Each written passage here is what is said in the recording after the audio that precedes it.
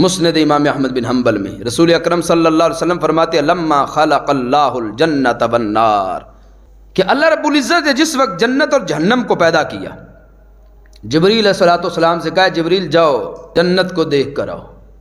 حضرت جبریل علیہ السلام جنت کو دیکھنے گئے، واپس گئے، ہر کیا یا اللہ اتنی خوبصورت جنت، مجھے تیری عزت و جلال کی قسم جو بھی جنت کے بارے میں سنے گا وہ ضرور اس میں داخل ہو جائے گا۔ خلاق کائنات نے فرمایا جاؤ دوبارہ پھر چلے جاؤ، دوبارہ دیکھ کے آؤ نا اب جنت کو۔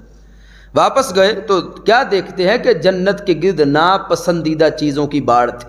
جون جولائی کا مہینہ ہو، آ جائے رمضان، نفس پتہ کیا کہتا ہے، یار تو کام بھی کرنا ہے، کام بھی کرے گا، روزہ تو رکھ ہی نہیں سکتا، روزہ تو اس سے تو نبھایا ہی نہیں جانا، رکھنے کے بغیر ہی پتہ چل جاتا نبھایا نہیں جانا۔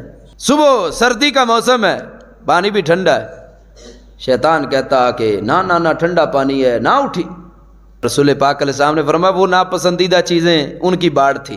جبریل صاحب واپس گئے، اور کہ اللہ مجھے تیری عزت کی قسم مجھے تو یوں محسوس ہوتا ہے کہ اب کوئی جنت میں داخل ہی نہیں ہو سکتا۔ فرمایا جا جہنم دیکھ کیا۔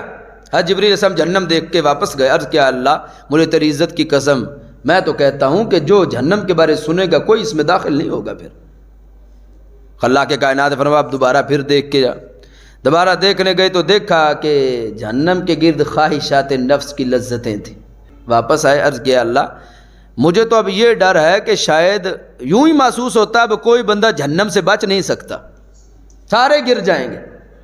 اب یہ پورا نصاب ہماری زندگی کا اس حدیث پاک میں موجود ہے کہ رسول کریم صلی اللہ علیہ وسلم نے جو کچھ ہمیں بتایا اس پر عمل کریں، چاہے تکلیف جتنی بھی آئے، تکلیف کو برداشت کر جائیں گے، دین پہ عمل کر کے جب زندگی کا آخری سانس لیں گے اور دنیا سے جب جانے لگیں گے، قدم رکھیں گے تو وہ قدم جنت میں پہنچ چکا ہوگا۔ لیکن اگر زندگی گزاری اپنے نفس سے پوچھ کے، جس نے خواہشات نفس کے پیچھے لگ کے زندگی بسر کی، آخری سانس لے گا تو پھر جہنم میں پہنچ چکا ہوگا۔